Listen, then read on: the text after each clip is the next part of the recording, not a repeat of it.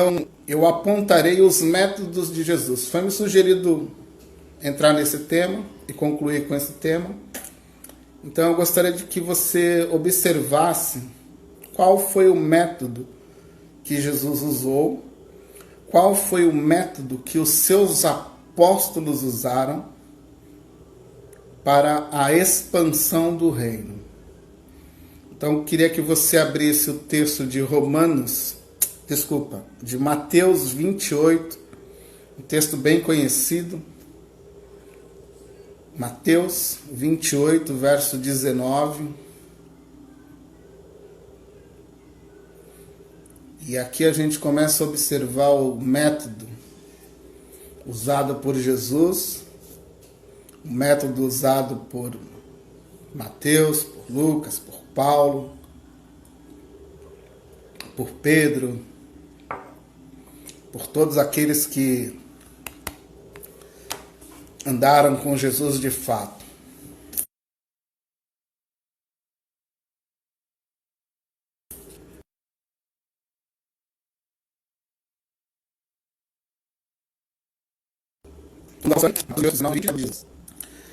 Quando você analisa a vida de Jesus, você vai encontrar na vida de Jesus três coisas importantes, um método claro.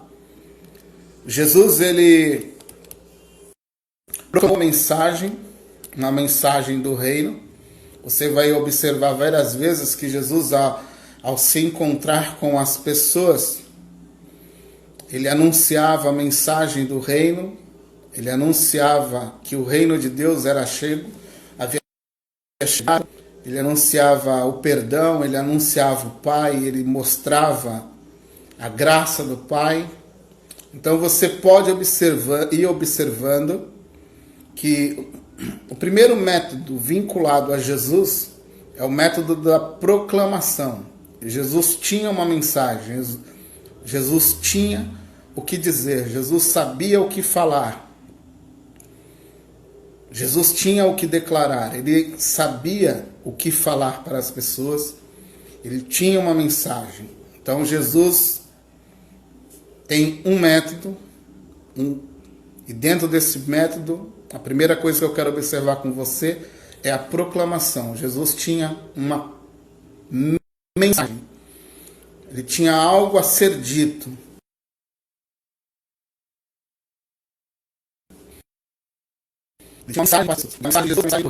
A mensagem de que Deus havia enviado o seu Filho. A segunda coisa que você vai observar dentro do método de Jesus é que Jesus ensinou os seus discípulos de forma particular, mas também ensinou todos de forma geral.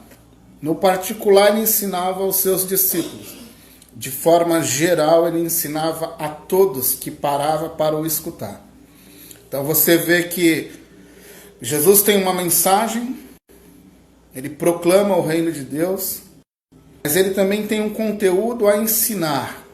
Então ele ensina a maneira correta de se viver, a maneira correta de se comportar. Então ele não só tem uma proclamação, ele tem a proclamação e o ensino, as duas coisas. Ele proclama e ele ensina a forma correta de se viver. Depois, dentro desse método de Jesus, você vai encontrar uma terceira coisa, um terceiro método, que é o exemplo. Jesus ensinou fazendo. Ele mostrou para os seus discípulos como deveria ser feito.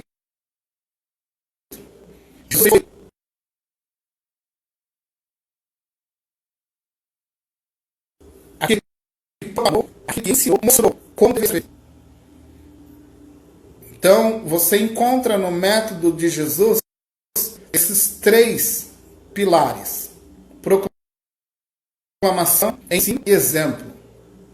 Você, quando analisa o Evangelho, você vai encontrar essas três coisas sempre em Jesus. Por exemplo, ele vai entrar numa sala, pegar uma bacia, lavar os pés dos seus discípulos, e em um determinado ponto da conversa ele vai falar assim: assim como eu faço, vós também. Ou seja, ele está mostrando como se faz e está pedindo para que seus discípulos façam. Por exemplo, em outros textos ele diz assim: eu quero que vocês amem assim como eu os amo. Então ele mostra o exemplo, como deve ser o amor dos seus discípulos por seus inimigos, mostrando como ele ama os seus inimigos. Então você sempre vai encontrar em Jesus esses três pilares: proclamação, ensino e exemplo. Essas três coisas você vai encontrar em Jesus. Quando você observa a vida dos seus apóstolos, você vai encontrar na vida dos seus apóstolos esses três princípios. Você, por exemplo, pega uma carta do apóstolo Paulo, você vai ver o conteúdo teológico, a proclamação, você vai encontrar lá o conteúdo de ensino, como deve ser feito, e em muitos casos você vai encontrar o exemplo. Paulo, por exemplo, diz que você deveria imitá-lo, assim como ele imitava a Cristo. Você deveria, por exemplo, Paulo fala para Timóteo que ele deve fazer assim como ele viu em Paulo sendo feito. Então você percebe que sempre existe, tanto na vida de Jesus como na vida dos seus apóstolos, esses três pilares: proclamação, ensino e exemplo. Então, quando Jesus trouxe os seus discípulos para próximo de si, ele ensinou e também deu o exemplo de como deveria ser feito. Isso, com o tempo, com o passar do tempo, a igreja perdeu esse tipo de ideia e essa verdade central ao Evangelho. Meu pastor, o pastor Luiz Fernando, nós conversávamos um dia dele, e conversávamos sobre o sacerdócio real de todos os santos, que foi roubado, foi tirado, foi retirado da igreja e concentrado num grupo de homens. Por exemplo, o pastor é o que ora, o pastor é aquele que deve evangelizar, o pastor é o que deve cuidar, o pastor. E tirou do corpo a responsabilidade de sermos sacerdote diante dele em todos os âmbitos da nossa vida, em qualquer ambiente da nossa vida. Isso foi tirado e, de alguma forma, a igreja também gostou dessa ideia, porque ela tirou a responsabilidade de si e deu a responsabilidade nos homens. Então, ela evangeliza mais. Ela deixa para que o pastor evangelize. Ela não ora mais, ela pede oração para o pastor. Ela não lê mais, ela quer que alguém leia para ela. Então ela vai deixando essas coisas. Ela passa a não ensinar mais, ela só quer receber o ensino de alguém. Ela passa a não dar mais exemplo, ela quer que os outros sejam exemplo. Ela não. Então ela começou a colocar para outras pessoas a responsabilidade que deveria ser dela, da igreja. Ela deveria proclamar, ela deveria ensinar, ela deveria dar exemplo em qualquer âmbito. E isso fica claro quando você observa o texto de Efésios, onde Deus dá ali alguns homens, mas quando você analisa lá, Deus deu apóstolos, profetas, evangelistas, pastores e mestres para a sua igreja. É como se Deus desse esses homens como um exemplo para a sua igreja, como um presente para a sua igreja. Mas quando você vai analisando e descendo o texto, você vai observando que a função dessas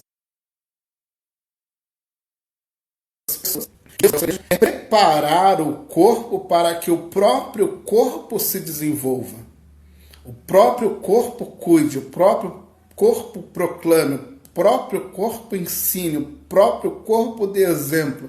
Então a função pastoral, a função evangelística, a função do mestre é preparar o corpo para que o corpo se desenvolva de uma forma saudável, ele proclame, ele ensine, ele dê o exemplo, ele cuide. Então, o lugar dos homens dados por Deus à sua igreja como talento, como presente, é fazer com que a igreja desenvolva-se de uma forma natural.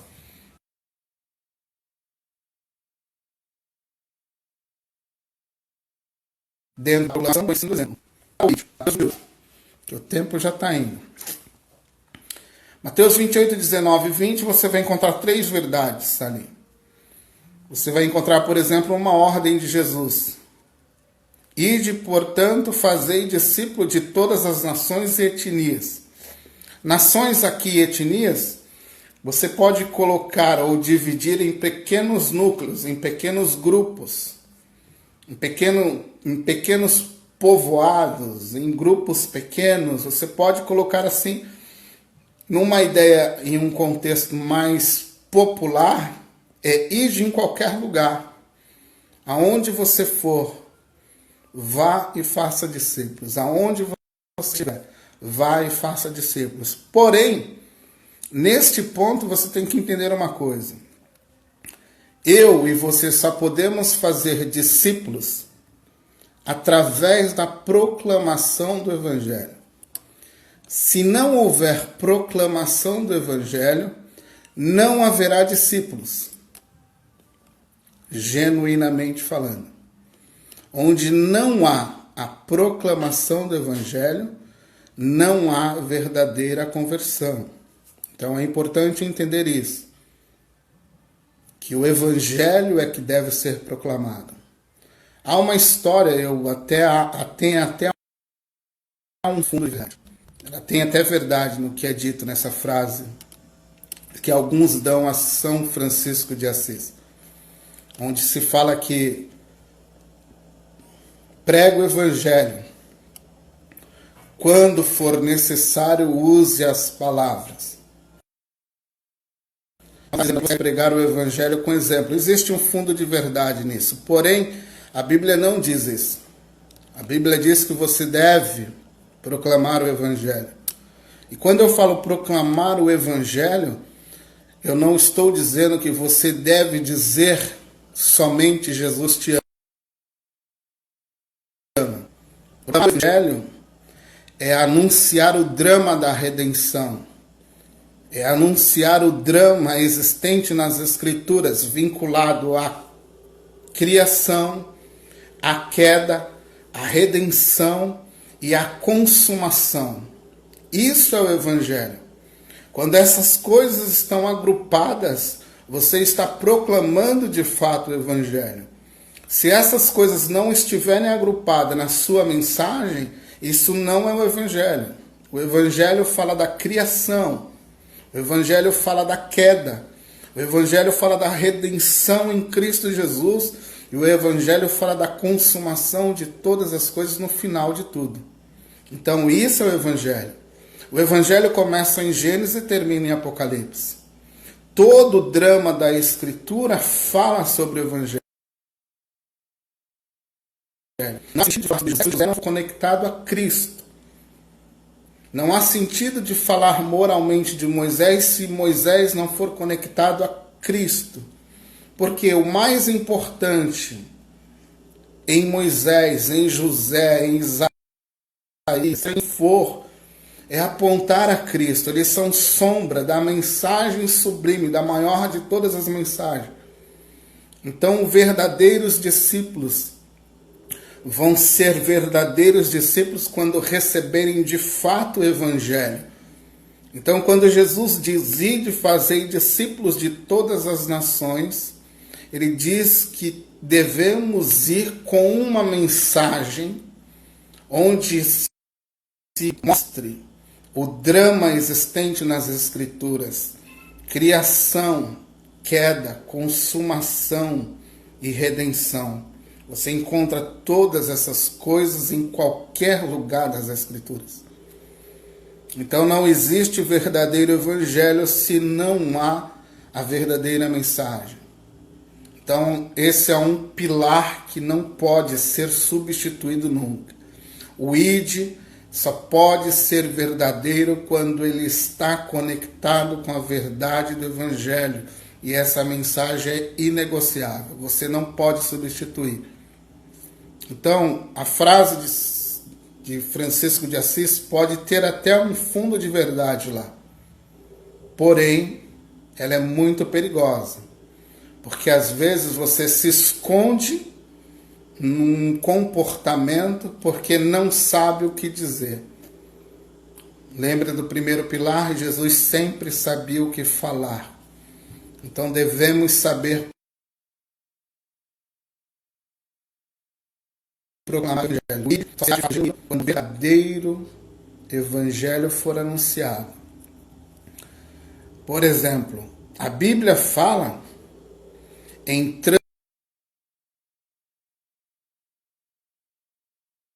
transformar mortos espirituais em um santo.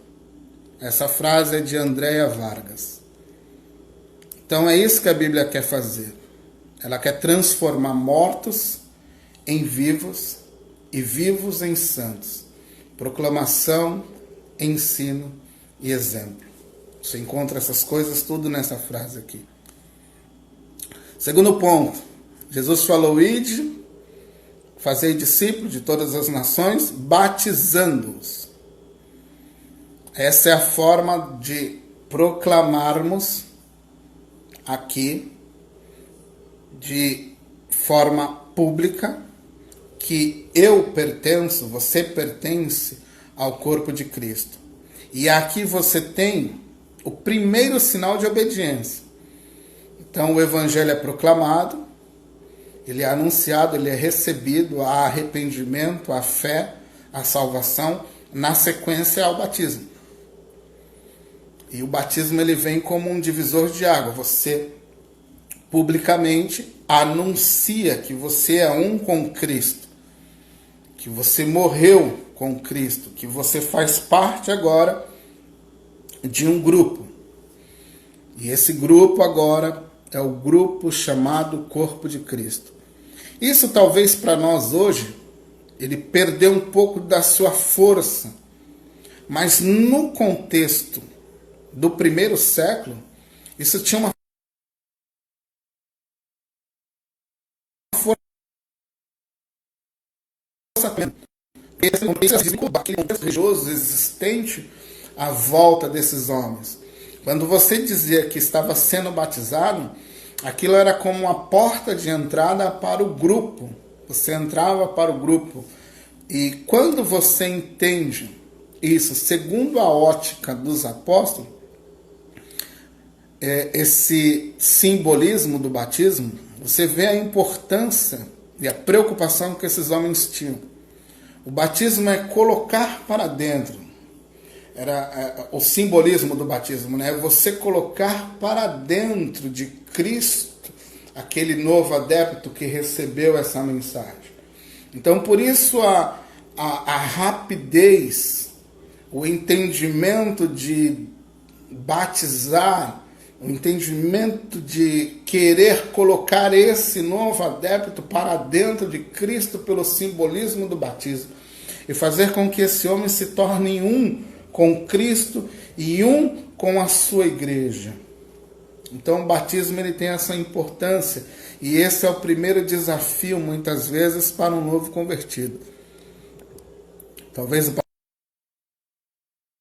pastor há um bom tempo entende que muitas vezes o batismo, quando você proclama o evangelho e você chama o camarada por batismo, ele fica temeroso, ele dá uma parada, ele dá, não, peraí, não é bem assim e tal, e você percebe que de fato ele ainda não assimilou bem as questões da salvação, ele em algum ponto a verdade do evangelho ainda não encaixou dentro do coração dele, ao ponto dele desejar como o etíope ali no caminho falando: o que me impede de ser batizado? Ele escuta a proclamação de Filipe e ele fala: olha, o eunuco ali, ele fala: olha, o que me impede de ser batizado?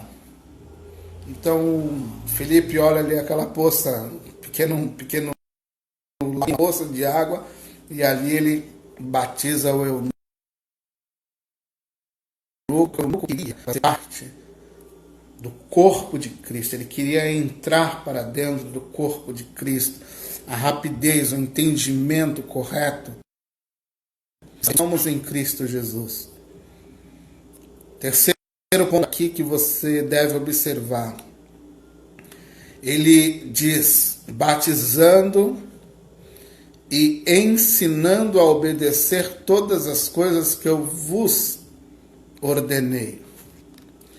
Aqui é que começa a nossa caminhada de mudança, de transformação. Veja só que Jesus diz que devemos ensinar ao novo adepto, ensinar as pessoas a obedecer. Então, obedecer também é entender corretamente aquilo que Jesus falou. A antiga cultura, o antigo estilo de vida que tínhamos, ele deve ser abandonado para que a nova criatura possa resplandecer. Então, eu recebi a Cristo, Cristo me transformou, Cristo te transformou em nova criatura. Por quê? Para quê? O que ele queria?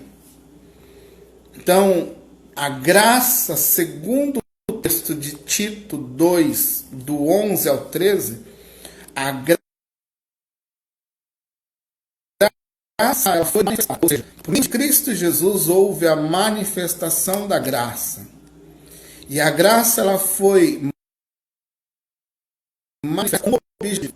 O objetivo era não permitir que a nossa antiga maneira de viver continuasse a existir.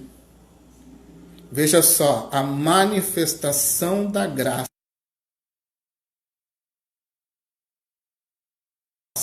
em Tito 2, verso 11, verso 13, ela tinha como objetivo nos ensinar a renunciar todo o estilo de vida anterior.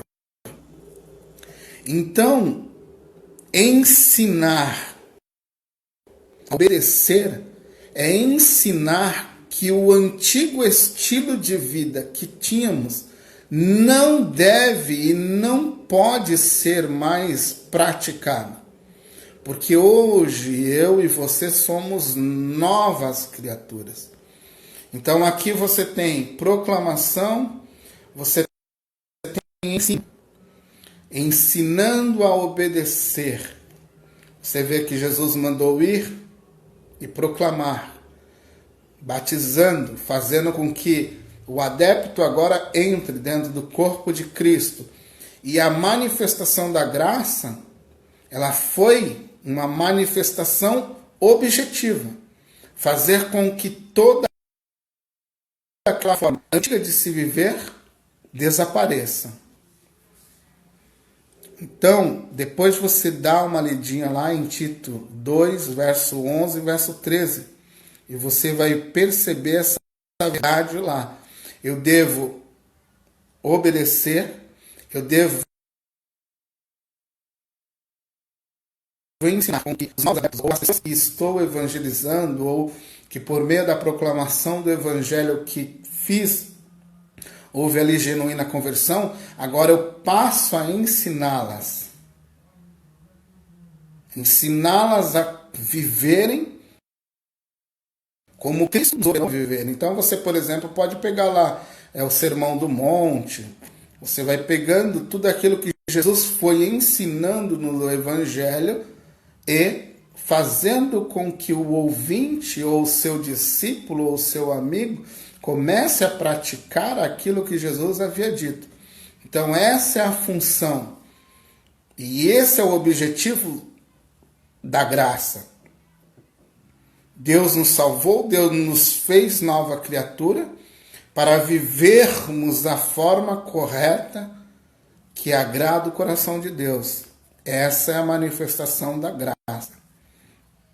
A graça não é só algo para me perdoar, porque eu pequei, não. A graça ela é objetiva. A graça foi manifesta para que toda a manifestação mundana e pecaminosa existente no meu coração fosse anulada, fosse refreada, fosse combatida, fosse levada à cruz, fosse levada à morte. Então isso é a manifestação da graça. Para que a nova criatura, para que o Filho de Deus, para que a ação do Espírito Santo sobressaia na nossa vida, para que pelo fruto existente na nossa vida sejamos reconhecidos como filhos de Deus. Preciso correr para finalizarmos. Eis que estou convosco, finalzinho já lá do verso, eis que estou convosco todos os dias, até o final dos tempos. Aqui você vai encontrar a certeza do sucesso em todos os sentidos. Porque tudo isso é feito por meio da graça e do poder de Deus, por meio da manifestação de Cristo em nós. Por meio de Cristo sendo exaltado na nossa vida. A certeza do sucesso quando eu vou proclamar o Evangelho.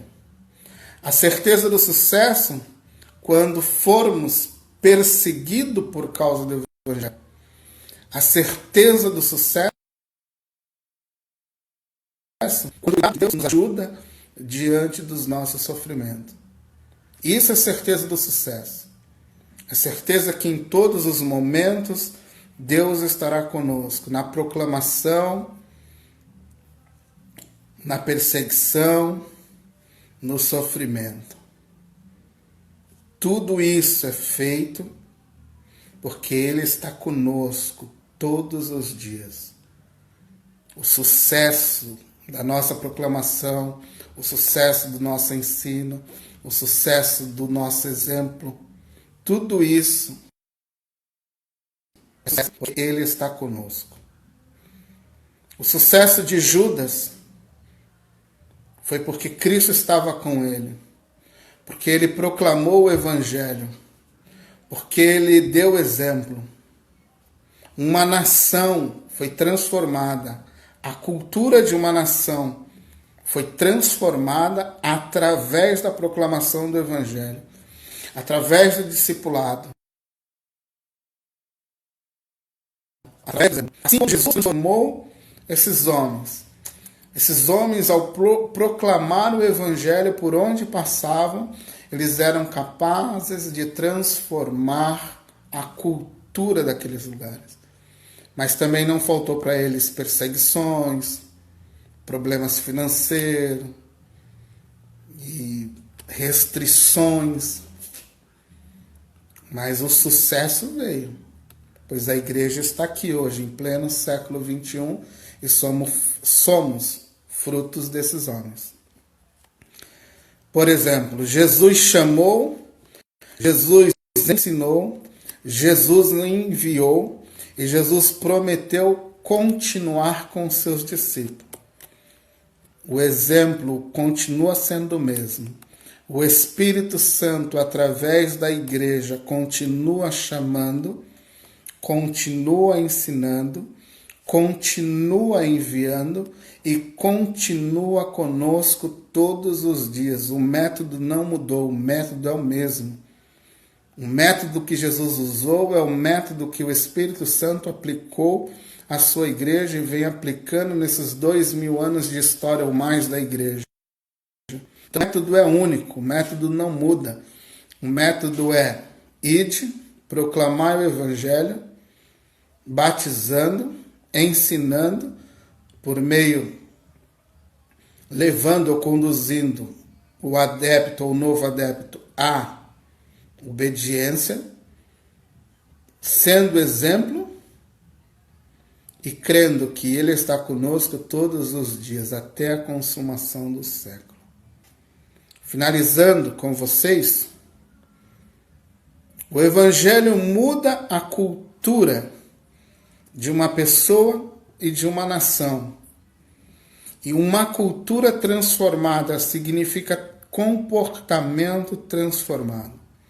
Sim, pessoas transformadas pelo poder do Evangelho serão capacitadas para que possam transformar a sua nação.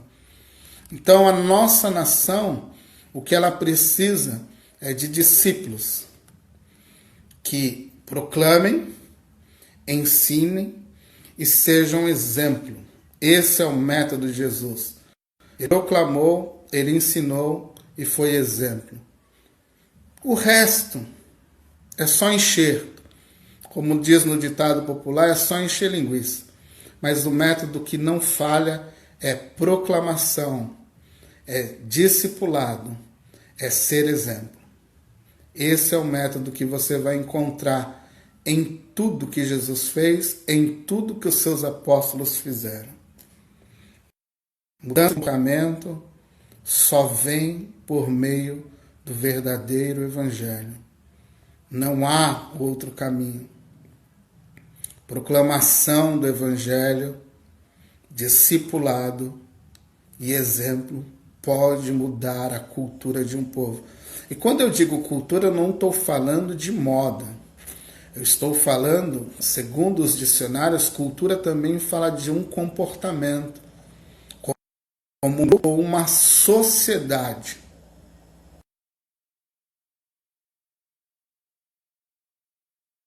Vem a se comportar. Então, que você absorva a cultura de Jesus, o método de Jesus. Proclamar, ensinar e ser exemplo. Fazendo essas três coisas, você vai mudar uma nação. Que Deus te abençoe. Até uma próxima vez. E vamos aguardar a live cair. E se você tiver alguma pergunta, o Brito tem o meu contato, vocês podem pedir a ele. Caso vocês queiram mais algum conteúdo, poderíamos conversar sobre muito mais coisas, mas o tempo é bem curtinho, né? Então, tamo aí. Quarta-feira que vem, se você quiser nos acompanhar, nós iremos falar sobre ateísmo e agnosticismo na Quarta do Saber online pelo aplicativo Zoom. Se você quiser nos acompanhar, fica de olho nas nossas redes sociais. Assunto importantíssimo, o ateísmo tem crescido muito no nosso país e temos que vacinar os jovens, nós vamos, para que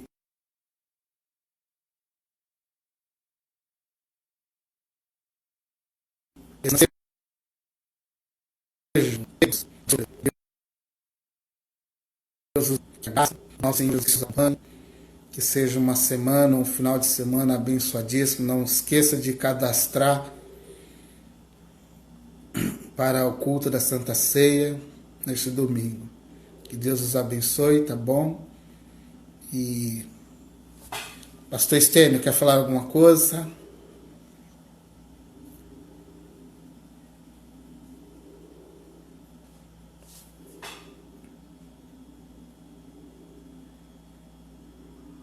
Queremos live todos os dias, né?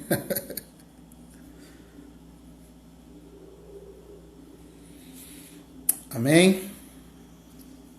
Vamos lá. Pai, graças eu te dou por esse momento, que a tua palavra que foi lançada nessa noite encontre corações que sejam terra fértil. Que os teus filhos sejam exemplo. Que seus filhos sejam proclamadores do reino. Que os seus filhos ensinem. Que os seus filhos, a cada dia mais, absorvam a cultura do reino.